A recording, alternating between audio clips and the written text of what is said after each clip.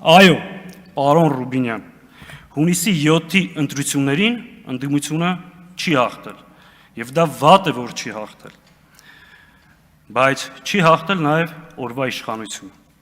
Հունիսի 7-ի ընտրությունները Հայաստանի պատմության մեջ ամենախայտառակ ընտրություններից մեկն է եղել։ Վարչական ռեսուրսի աննախադեպ եւ բացահայտ կիրառում, պետական բյուջեի հաշվին սեփական քարոզարշավի ֆինանսավորում, պատերազմի սպառնալիքով Հայաստանի Հանրապետության քաղաքացիների նկատմամբ տերոր,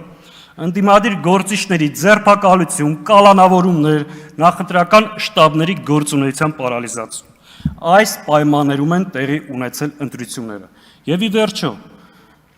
ընդդիմադիր շեմը հաղթահարած ուժը բարգավաճ Հայաստանի ձայները գողացվել են։ Հետևաբար, այս խորհրդարանը ունի լեգիտիմության լրջագույն խնդիր նաև այս խորհրդարանի ձևավորած կառավարությունը։ Եվ այդ մասին դուք ևս լավ գիտեք։